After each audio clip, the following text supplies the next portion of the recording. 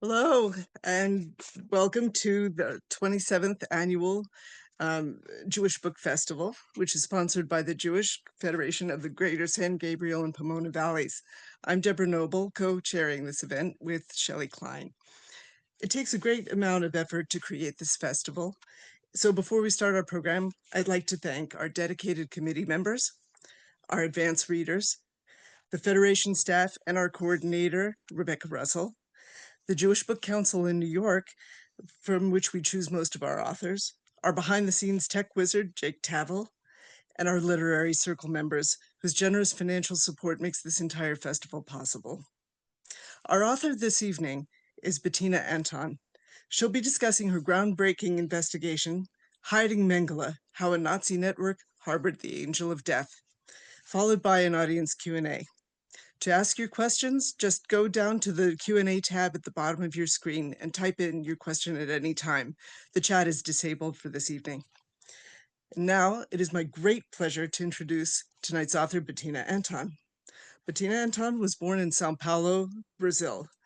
She graduated in journalism from the University of Sao Paulo and earned her master's degree in international history from the London School of Economics and Political Science with a Chevening Scholarship. Betina has over 20 years of experience as an investigative journalist, and she's currently the international editor at TV Globo and an international politics commentator at Globo News, which is Brazil's main 24-hour news channel.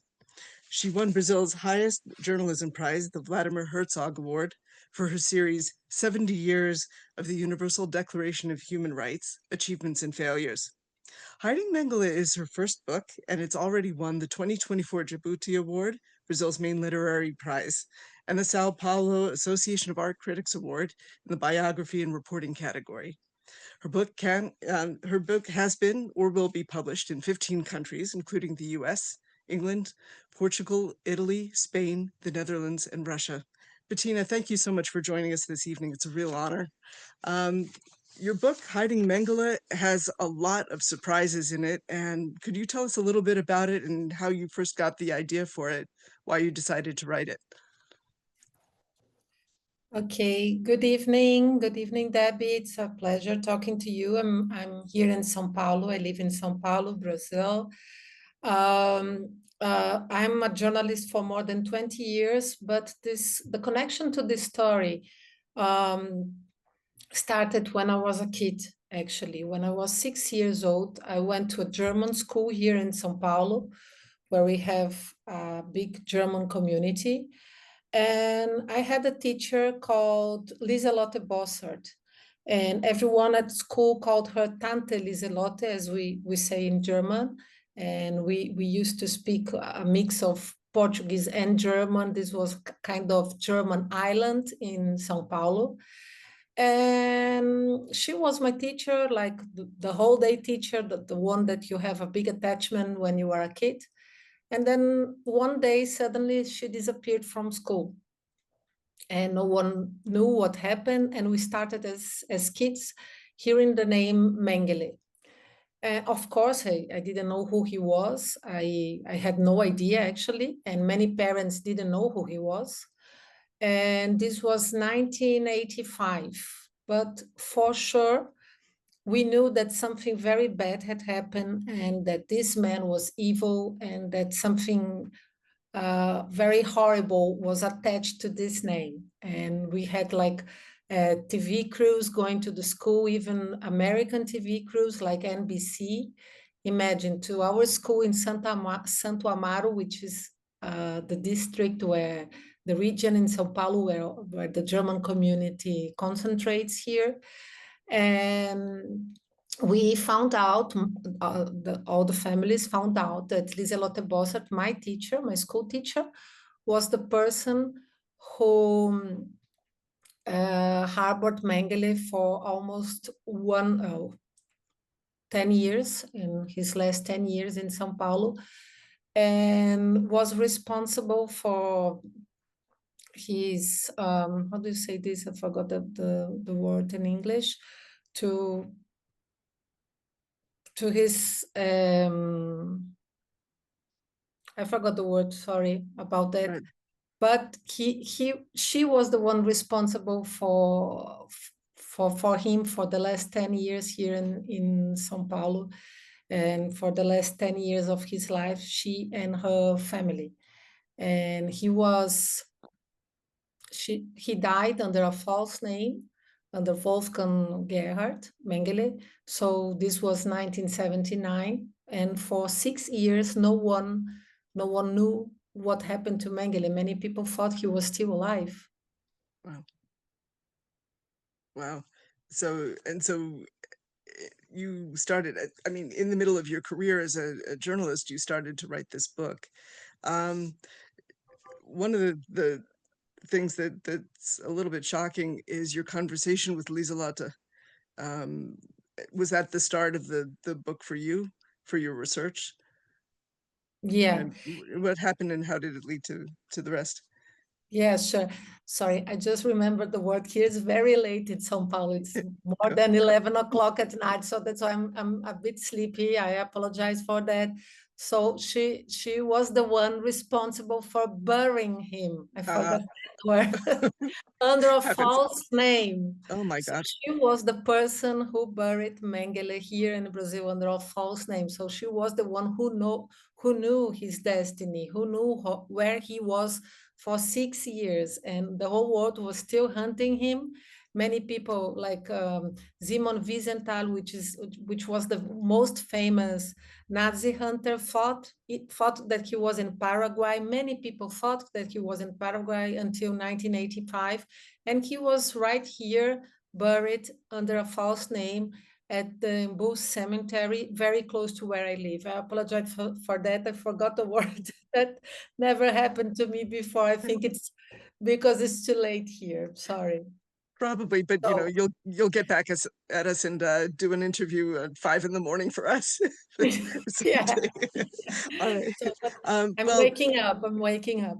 so, So let's talk about Lieselotte. So when I decided to write this book, because this was a topic that stayed with me, and since I was a child, because that was something like, what happened to this man? Why did she harbor this man? Why did people have contact to him? What did people in my community do? There were many questions that I had that were unanswered, and I had the feeling that I had to go after this. And people were getting old, and some of the families that harbored Mengele, they weren't alive anymore. But so I tried to find Lieselotte. So the first thing, I went to the internet, what everyone does, but I couldn't find anything in the internet. She simply disappeared. Like, you only could find things written about her from the 80s. Nothing new, nothing like from this century, let's say so. And she, of course, she wasn't like, she didn't have Instagram, Facebook, nothing like that, nothing. And I started asking like the teachers that worked with her at the time, if anyone knew where she was, if she was still alive, or that if they talked to her.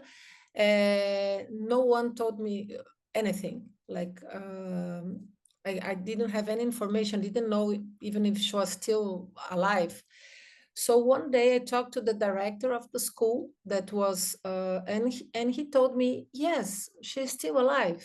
I see her many times. I saw her many times at city council, when they have, like, once a year they have a meeting with the German community here in São Paulo, people that speak German, because she was Austrian, she wasn't German. And she used to go to this meeting every year. So he knew that she was still alive. So then I thought, oh, okay, great. So how can I get to her? And the only way I thought that I could get to her was going to her house. And she lived very close to me, actually, like a 10 minutes drive from my house. And her address was everywhere. I could find her address on the police investigation, even in the American investigation. The US investigated the Mengele case for 8 years. So her address was on many documents. So one Sunday morning, I decided to go there, and I rang the bell. And the first time there was a guy watching TV. It was a two-story house, and he was on the first story, and he didn't move. And then I tried again, and then a woman appeared from the window on the first floor, and then she said, "What do you want?"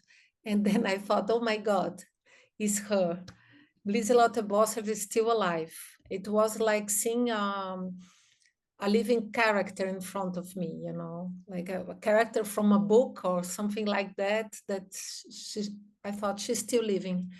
And then I thought, I have to talk to this woman.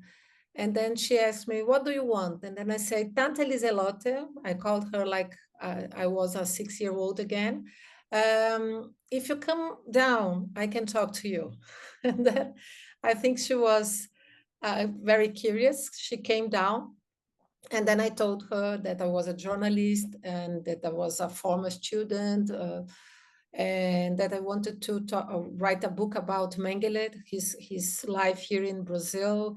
And she was the one who could help me because she lived with him very closely. She knew him very well. She knew the life that he had here in Brazil, and she had to talk to me. And then she was very simple and quick, and she said, "I don't talk about that." I said, "No, but you have to talk to me. I have to write about this story." I was trying to convince her, I have to talk about this story from the point of view of someone from the German community here in São Paulo. So you have to help me. And then we kept talking for about an hour, even though she said she wouldn't talk about Mengele, but we kept talking. I was trying to find a way to make her speak. And then in the end, she told me a lot of things. But in the middle of our conversation, she said, "Do you know what? From friend to friend," as if I was her friend. I'm not. Let's be clear, I'm not her friend. But she said so. "From friend to friend, uh, don't write a book about this. This is a dangerous case." And then I said, "Dangerous case? Why is this dangerous?" I was making myself like silly because I wanted her to speak, but I was starting to get afraid of her. And then we kept talking, and then she was starting to threatening me. And she said, "I don't want a former student to get hurt.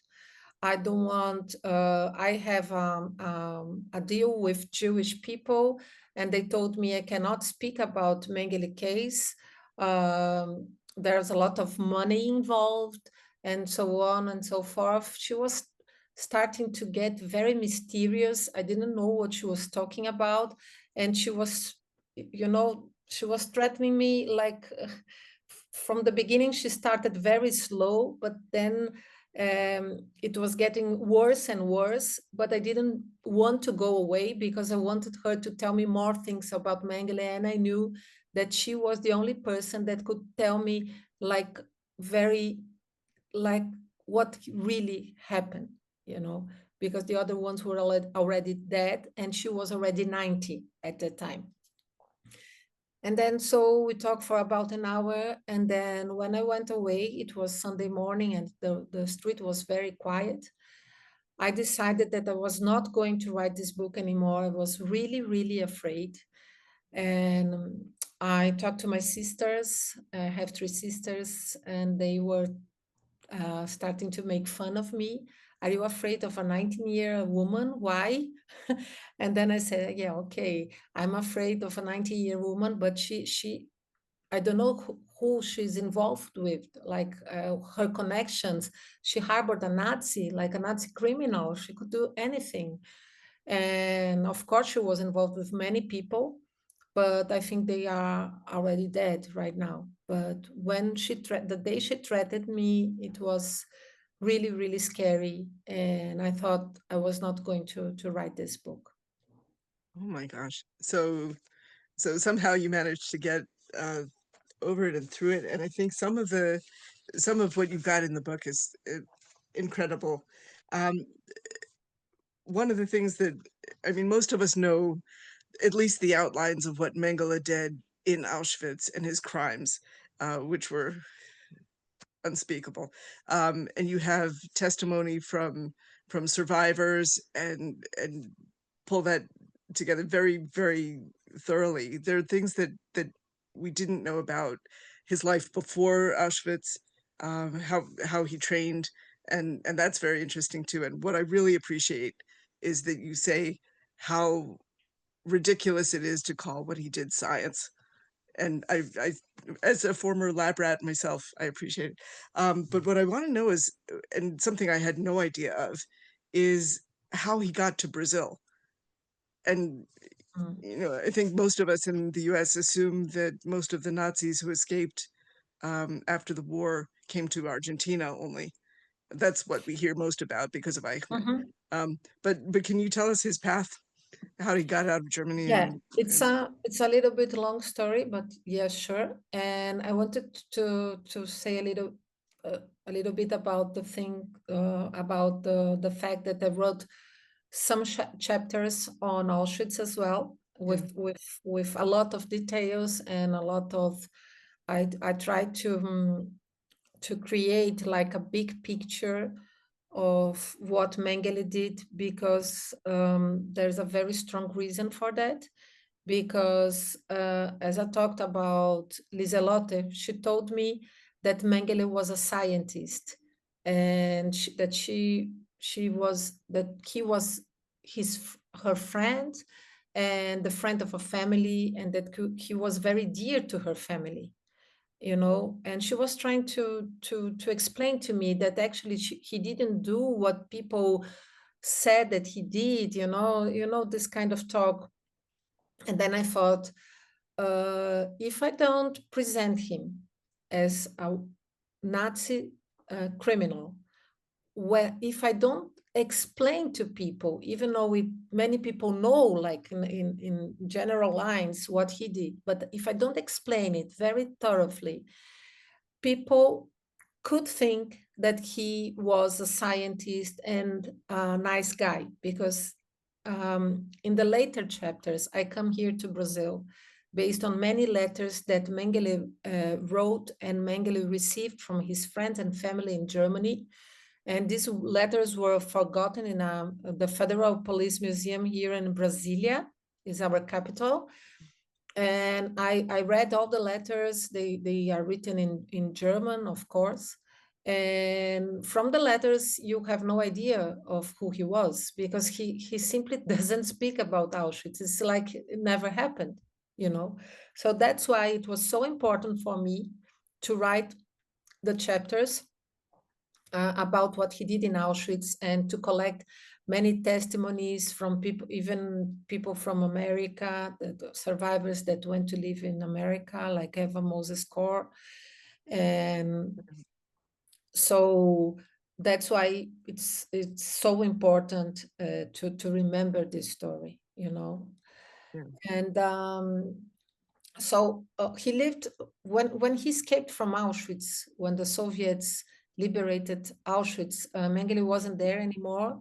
He went to Germany, but he didn't go home. He was hiding in a farm close to his house. He was there for, I think, almost 3 years, but he understood that he couldn't stay there because many people were being extradited to Poland, for example. Like one of his colleagues that worked with him on um, the gypsy camp was extradited to Poland and was hanged there. So I think he understood that he had a big risk if he was going to stay in Germany. So he decided to take the red line here to first Argentina. Yes, that's where many Nazi criminals went, but not all of them. Other Nazi criminals came here to Brazil and also to Bolivia, for example, and Chile. And so Mengele thought he was going to live in Buenos Aires. He lived there for 10 years. He got there under a false name, Helmut Gregor, with a Red Cross passport, and they didn't ask too much because there were many displaced people after World War II, and of course, millions of people. So he said he was from the region of Tyrol. You say that Yeah. in Yeah. English? Yeah. And then that's why he didn't have his passport anymore. So he needed a passport from the Red Cross, and so he came to Argentina. And in Argentina, the president was Juan Domingos Perón. And Perón, it's known here in South America as a guy very oriented to the masses, to the people. You know, he invented, not he created the laws that protected the labor. He was very, very mass oriented, but also he had an affinity with fascism. He had admiration for Mussolini, for example. So he had this personal affinity with this ideology. But not only that, he also wanted these SS officers that had a lot of knowledge, a lot of um, scientific knowledge to come to Argentina and help him to modernize Argentina. And this was something that happened also in the US. We have to remember NASA, for example. We had Werner von Braun, who Right. created the Saturn V, Yeah. uh, who took who took the who propelled Apollo to the moon, was a Nazi officer. So these guys were like the governments at this time. So we were in the Cold War. The governments were all after this Nazi who had like very high ranking and knew lots of things. We cannot be naive. They had knowledge. They had scientific expertise. So many officers went to Argentina, and they could live like an open life there. Not only Eichmann was living there under a false name, Ricardo Clement, but also there were other Nazis that were living openly there. And then I went to Argentina to research, to do some research for my book. And it's amazing. You walk through the streets, it's very, very quiet. You had these big houses, and then I had all the addresses where these Nazis used to live in Buenos Aires. And it's very, very creepy. I don't know why there isn't a TV series about this, because they used to meet in mansions, and you can imagine how it was, because there were lots of criminals like Mengele, Eichmann, Wilhelm Sassen, Rudel, who was a pilot, the most condecorated pilot for the Luftwaffe. He was also living in Buenos Aires, and he was befriended with Perón because he modernized the Argentinian Air Force. And last year, I had an event with an Austrian author, and I found out she wrote a book about the connections from the Nazis to Bolivia. And I found out that my character, Rudel, was also on her book. So I found out many things about Rudel. So we can see that they had like a big connections, not only in one country, but they had connections in some countries here in South America. And Rudel also had connections in Paraguay with Stroessner, which was a dictator, and Stroessner his father was Bavarian, and so he spoke German. And Mengele, so Mengele lived for almost 10 years in Buenos Aires, but in 1959, Germany, there was an arrest warrant for Mengele, the first arrest warrant for him. And then Mengele decided to go to Paraguay, and Rudolf, this pilot, had some contacts in Paraguay. So Mengele managed to go there and managed to become Paraguayan citizen. So he was José Mengele. So Mm.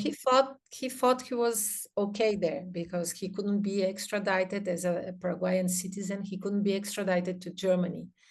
But what happened in 1960, May 1960, was that Adolf Eichmann, who was living in Buenos Aires, was kidnapped by the Mossad. And that changed the whole story because Mengele was not afraid anymore to be extradited. He didn't care about it because he was protected under a dictator in Paraguay. But he was afraid of the Mossad, and he didn't want to stay in Paraguay anymore because there was a huge German community there, and it was much smaller than here, Brazil, and he could be easily found there. And so he decided to come here to Brazil. And he came to Brazil in October 1960.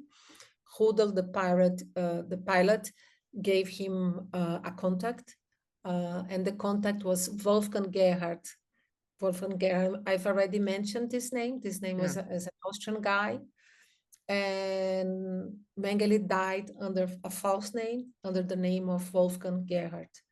So, and this was an Austrian, very Nazi fanatic, and wanted to help Mengele out in any way. And so he received Mengele here in Brazil with open arms in October 1960. And it's important to say, to highlight that they had there was no such thing as the organization Odessa, which was very famous because of some bestsellers in the 70s. But there was what we say in German, Kameradenwerk. It's like a small association of your buddies. Yeah. One buddy helped the other buddy out. And these buddies were all Nazi criminals or Nazi sympathizers, people that were missing the Third Reich. And you had like this network. This network existed. Yeah. Yeah. But at a much smaller scale than Odessa was rumored to do. Yes, Yes. sure. So, what was his daily life like? He stayed with two families in Brazil over the 18 years that he was there. Um, what was his relationship to those families? Um, Yeah. Mengele actually had contact with four families here in oh, Brazil. Yeah, four families, but they weren't German. They were all European expats. The first family, well, he first arrived here with Wolfgang Gerhard, this Nazi fanatic. And Wolfgang Gerhard had like four children and he didn't have much money. So he thought, I have to see a family that could take him to live with him.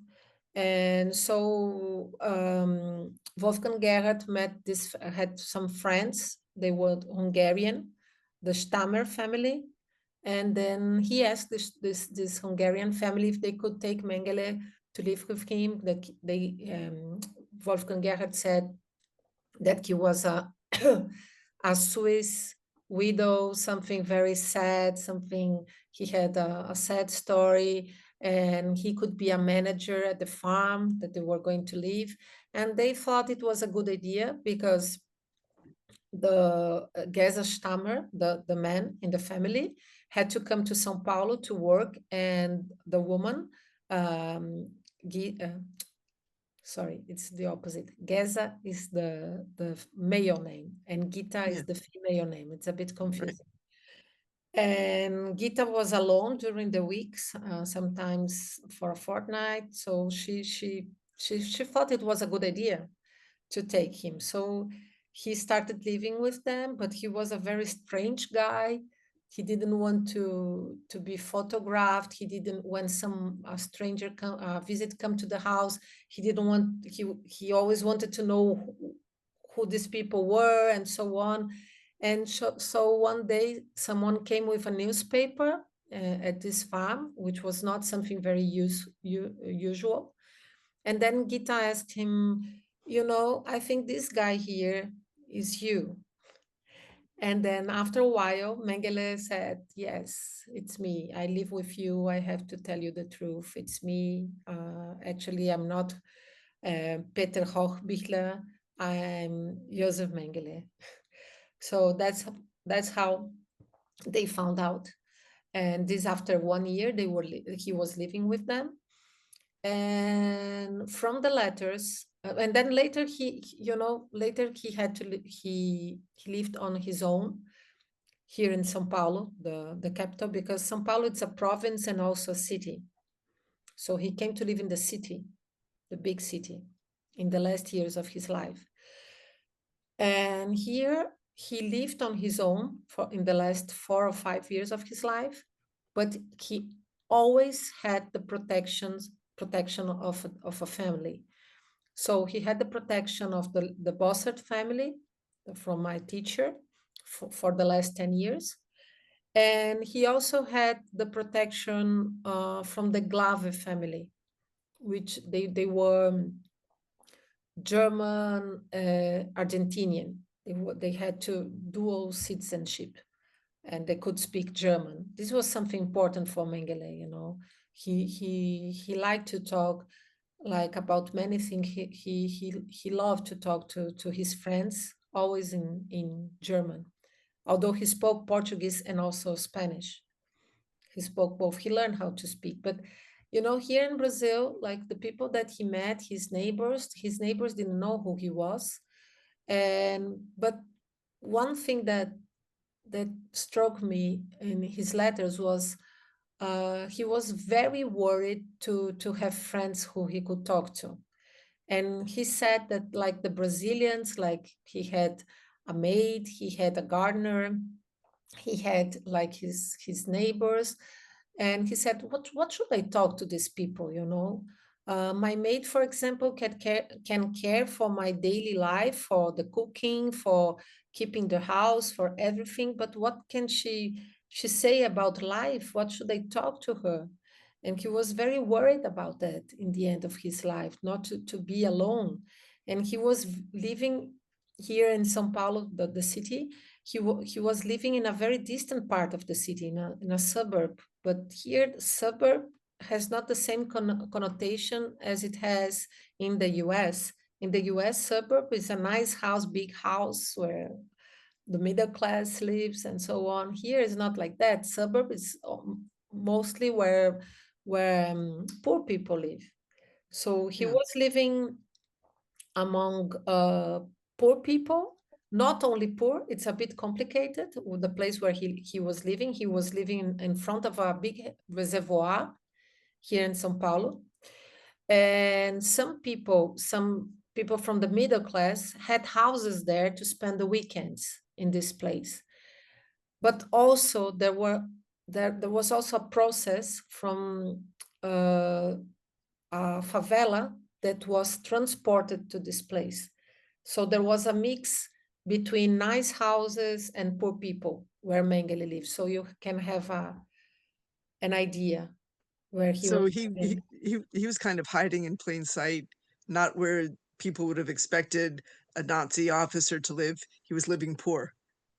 It was Exactly. sort of a shoddy kind of thing that may have, Yes. yeah. Yes, and that's what Rolf Mengele, the son of Mengele, who came here to Brazil in 1977 to visit his father, the only time that he visited his father alive here in Brazil, because he came back when he died to take his diaries and so on.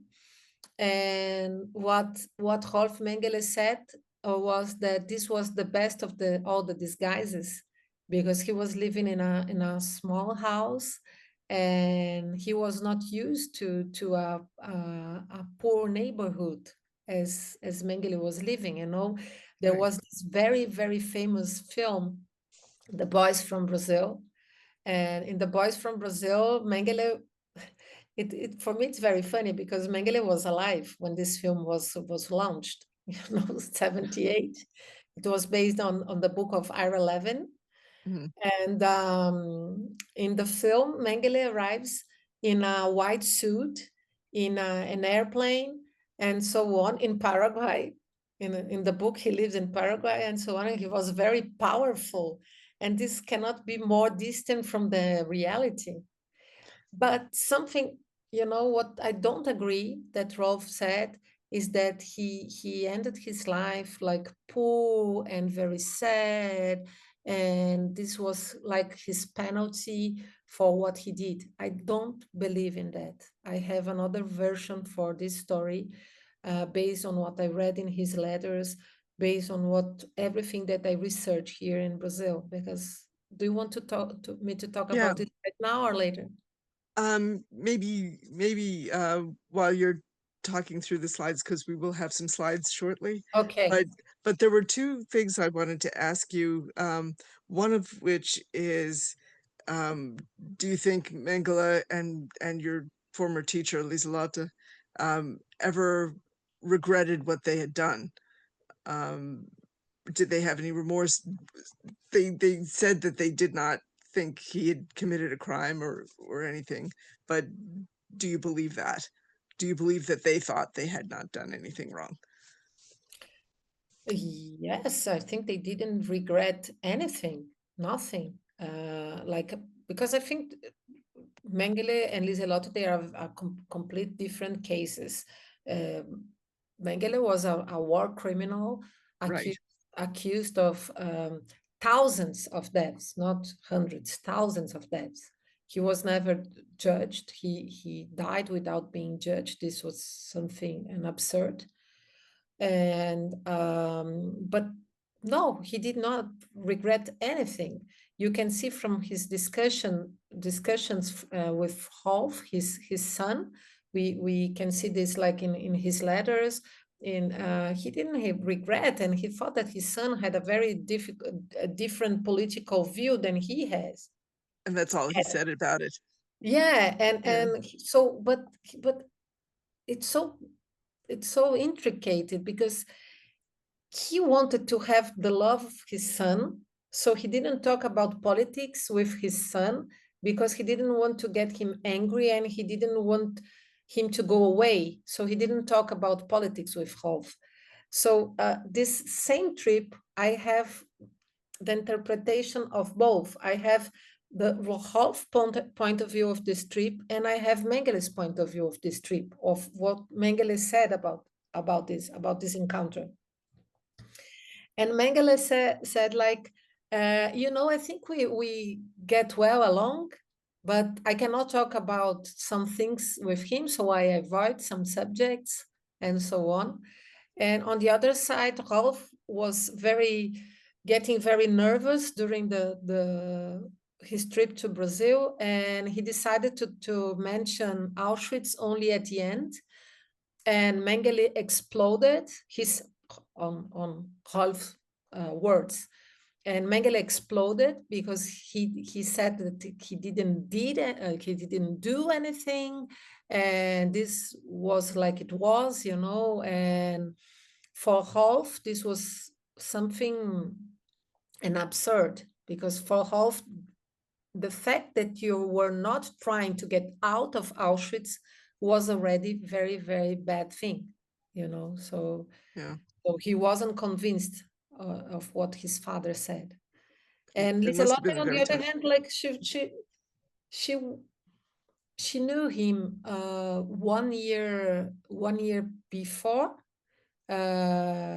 He got to know that he was Mengele, so she knew him as Peter as well, Peter Hochbichler, and she I have my personal theory, because Mengele helped her very much with her children, at a time when women didn't have much help from their partners.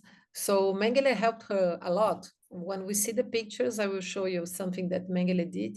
And he was called the uncle, and he was called in Portuguese titio. Normally, when you say uncle in Portuguese, you say tio. When you say titio, it's very, very something very personal, So Mengele was called titio. It's untranslatable, I think. Yeah. So But you have a they were sense, close. Yes, so you can have a sense how close he was to this family. So I think we should probably show some of the slides that we have. Maybe you can Yes, show some sure. of the pictures of what his life was like. Uh, Go ahead and show the first slide, please.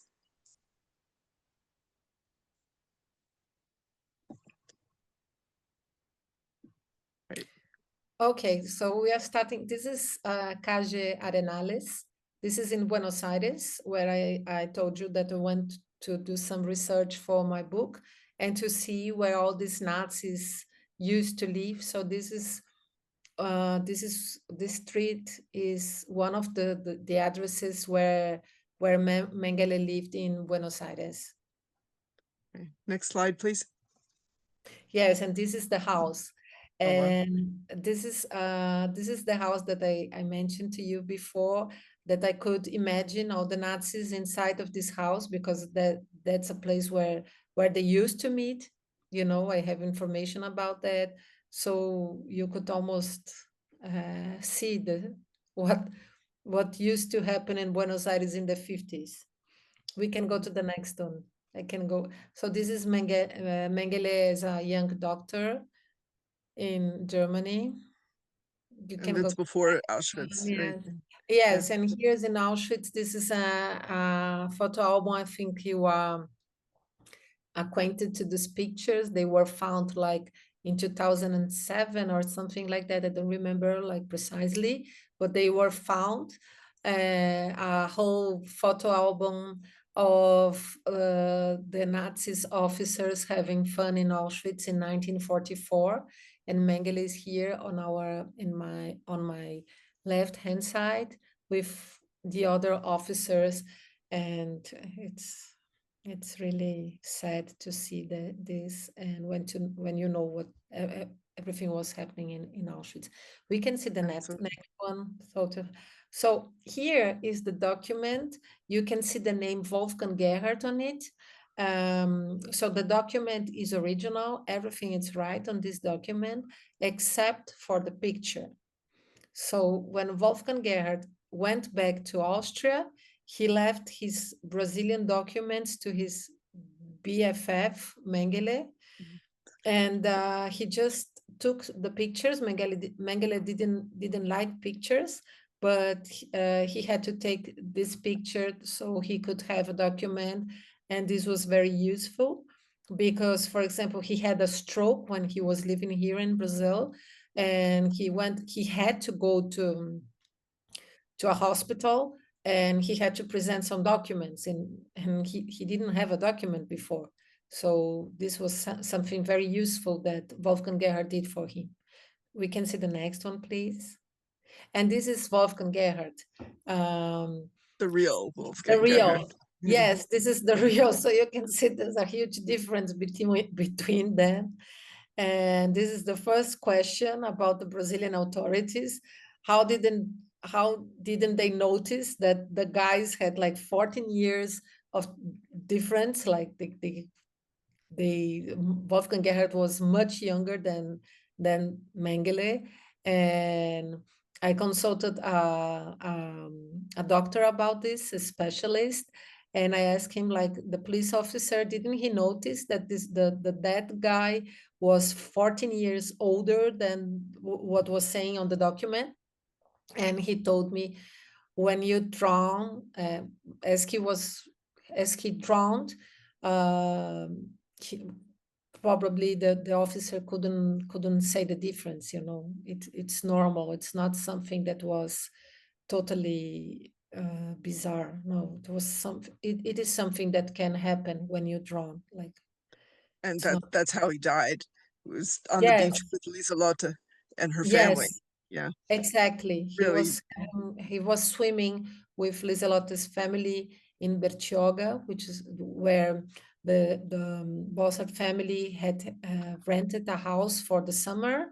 So Mengele went there by bus, which is very funny for me because it was very, very difficult to get there by bus, 3 hours, and it's very hot. And at that time we didn't have the highways that we have there. So you had to you go there by boat, and then you had to take, you go there by bus, and then you had to take a boat. And what people told me at the time, you had to wait, like you could wait for 6 hours for this boat. So you can imagine Mengele waiting and on the heat with the bus. Like it, for me, I know all the scenery. For me, it's very funny to think about that. So we And can see. it's the only justice he got, really. So Yeah, so yeah, but yeah. even so, I don't think it's the justice, because No, of course he not. was traveling to the beach, it was nice. It's a very nice place here in São Paulo, in Brazil. So we Yeah. can see the next picture, please. Yes, this is the farm in Serra Negra. This is a picture by me. Uh, this is one of the places where Mengele lived with the Stammer family. You can see the tower. This tower was constructed by Mengele. He did a lot of handcraft, and he had help from a builder, but mainly it was Mengele's idea, and he built it. And from there, he spent a lot of time there. You can see only one road that comes to the small farm, and so he could see if anyone was coming. And who he was worried about, of course, was the Mossad and the Jewish. So that's who he was worried about, the Jews. That's what he said. I'm worried. I'm worried about the Jews. So we can see the next one, please. Yeah, this is the tower. Another picture that I took when I went there, went up this ladder. I don't recommend it. So the next one, please. Yeah, and this is Liselotte Bossert, my teacher, with her children. And this is Mengele, the uncle, the Chichiu. They spoke German. They all had German as a mother tongue, but they said the word Chichiu in Portuguese. And this is also very funny for me, because Mengele spoke German, of course, but in his letters, like after many, many years here in Brazil, he started using Portuguese words that are very specific.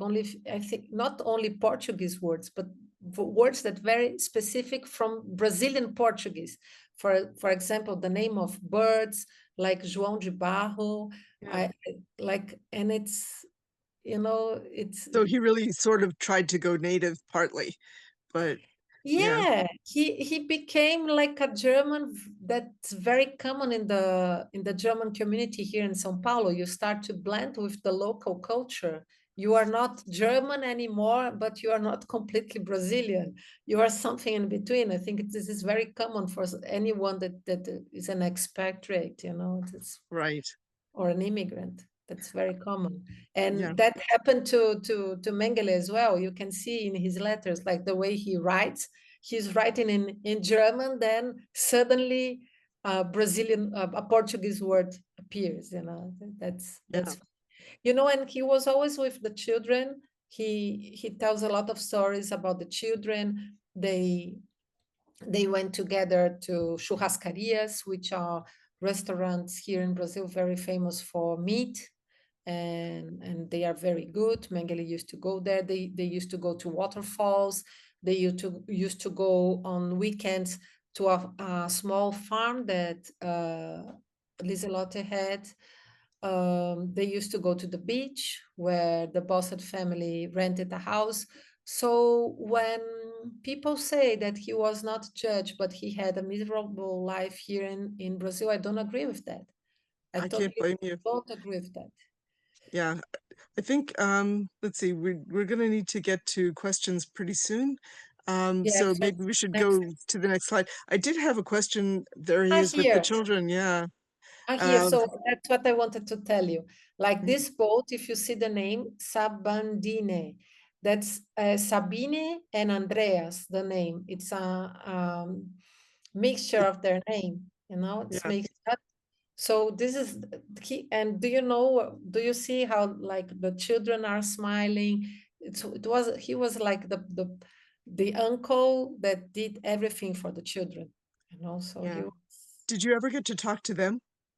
Um, Yes, I talked to Sabine.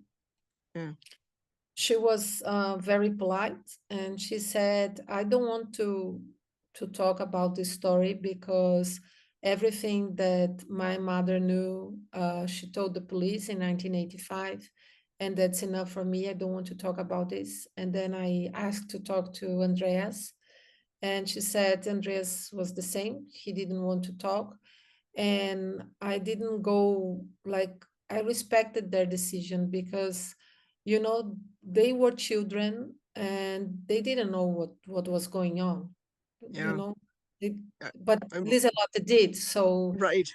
And she tolerated him being with her yes, children all that time, exactly. knowing what she knew. We have a question from Bernard Karmatz. How did he support himself? What was his source of income through those years?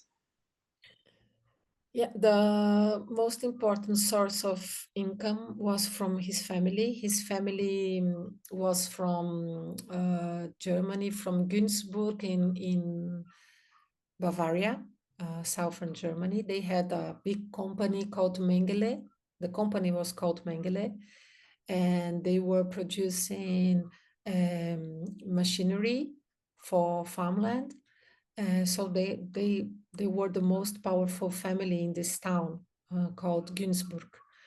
And so Mengele was the eldest son. He was supposed to follow his father's step, but he didn't. He did want a name for his own, so he decided to be a doctor and to do his research in Auschwitz and so on. So his brothers took over the company, and until their deaths, they were sending money to him here in Brazil. And then when they died, because he survived his brothers, although he was the eldest, his nephew started to send him his nephews. They were two. Started to sending money to him here in Brazil. And how they did it, it was they had some people that came to Brazil to bring the money. For example, Hans Sedlemeyer, who was an employee and was a very, it was very close to the family. Actually, he went to school with Mengele in Germany when they were kids, and he used to bring money. He came at least 4 times to Brazil to bring money to Mengele. Also, the pilot Rudolf that I mentioned before, there are some registries that prove that Rudolf brought money to Mengele. And also when Rolf came to Brazil, he also brought money to Mengele. So all the way he was helped by his family. And It's it's kind of amazing and disgusting at the same time. I do want to ask, you interviewed two incredible people, one of whom was the Mossad commander for that region who captured Eichmann, Rafi Eitan. Um, do you have any memory of some of the surprising things he told you? yeah, Rafieta, I went to Israel and I was trying to find someone from Mossad to talk about me about the Mengele case, because the same way that Mossad hunted Eichmann in Buenos Aires, they also hunted Mengele here in Brazil.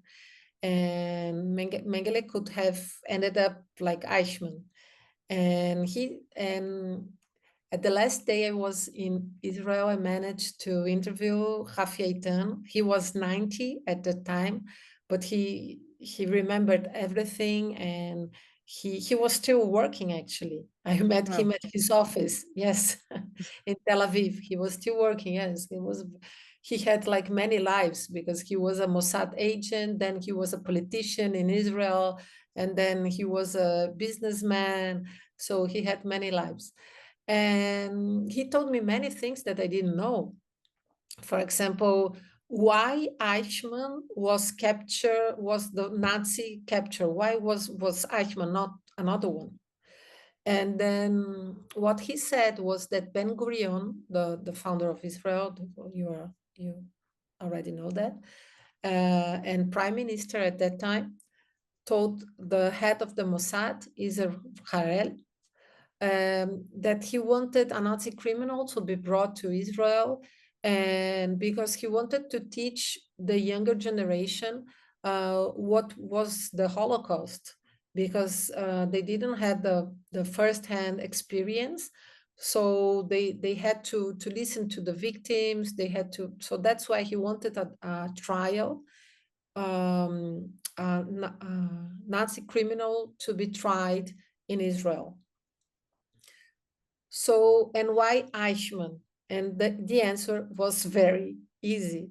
It's very simple, because we got to Eichmann first, because we got his address first. That's why they got Eichmann. It could have been Mengele, because they knew where Mengele was. Mengele was in Buenos Aires, as I mentioned before, at the same time as Eichmann.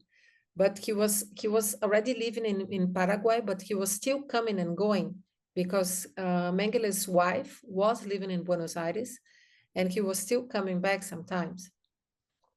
So that's why Eichmann was let's say chosen, and Mengele was much more difficult to catch, because he was always thinking ahead.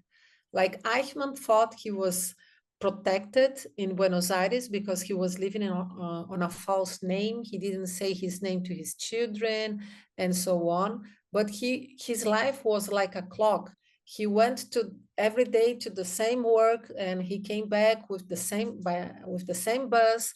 You know, it was very easy for the Mossad to find him and to catch him. It was very, very easy. But with Mengele, it was totally different, because Mengele was always one step ahead.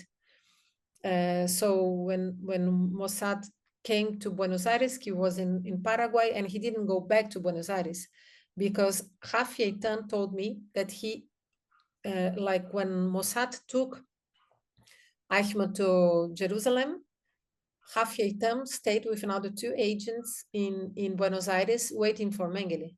And they tried to find Mengele in 1960. They didn't manage to find him, but they came back in another operation in 1962 to São Paulo. And actually, they got face to face to Mengele here in São Paulo, but they didn't catch him, because he explained to me like the modus operandi from the Mossad. And Mossad is so good, because they don't go there and just catch the victim, the person, and take the person. No, they have a plan, and they have a very complete plan, so everything goes right.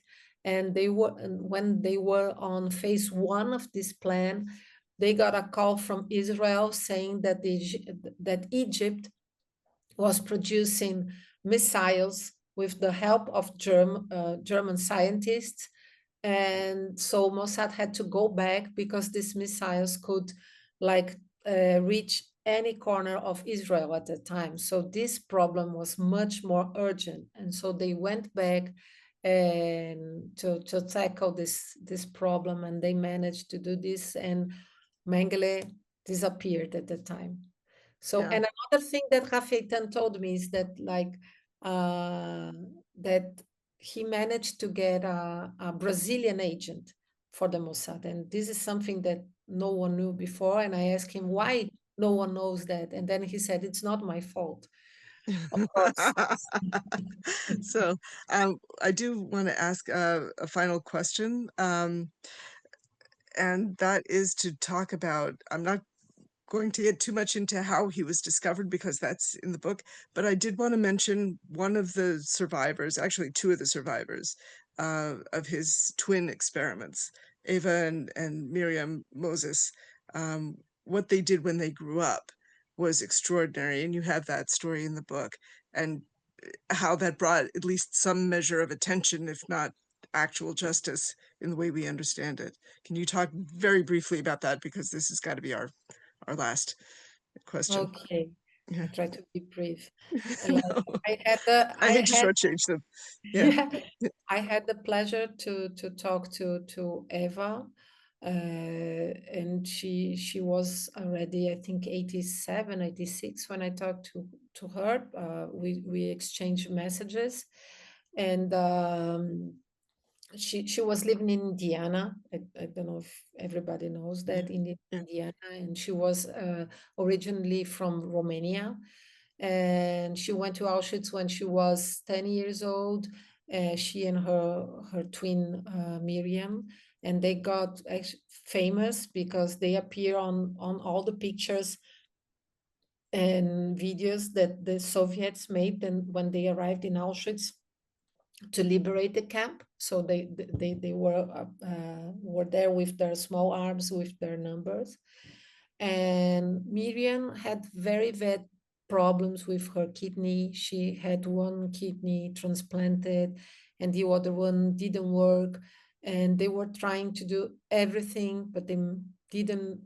Nothing worked. And the doctor said, Miriam, you have to bring your medical records so we can find out what happened to you, so we can treat you. And then she said, don't have any medical records. I have no idea what they did to me, what Mengele did to me.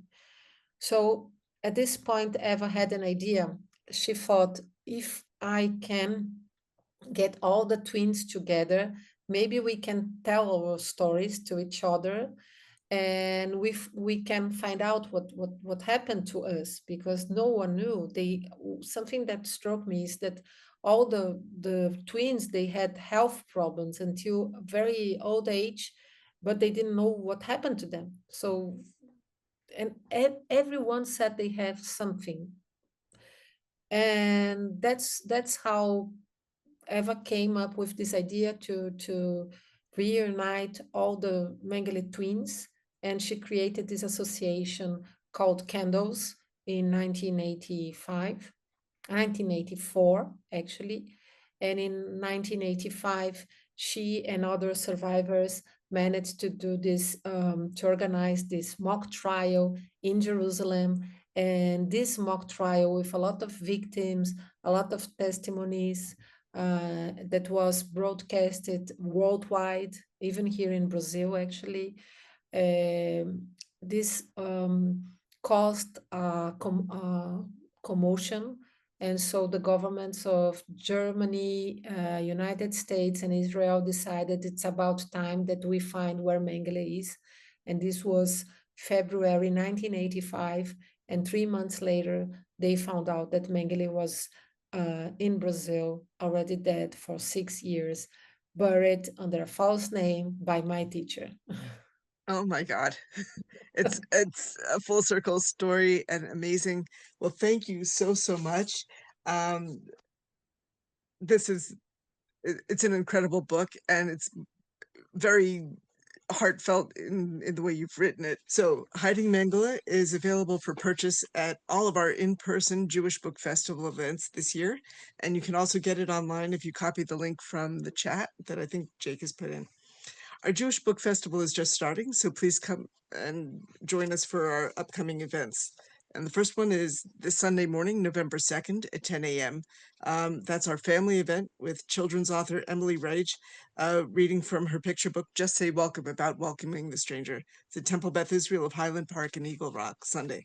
Then Wednesday, November 5th at 11 a.m., Bonnie Reichert will be discussing her dual memoir as a child of a Holocaust survivor, How to Share an Egg, over brunch at a private home. And next Sunday, November 9th at 4 p.m., out at the University of Laverne, Matthew Goodman will be presenting our annual Kristallnacht Memorial event lecture, presenting Paris Undercover, about a pair of women who helped get Allied soldiers out, and the use of that story to get the U.S. into the war. So we have a great lineup, and we hope you'll join us at these and all of our other Jewish Book Festival events. Just go check your brochure and the Jewish Book Festival webpage for any more information and to sign up for events. Thank you so much. Have a good evening.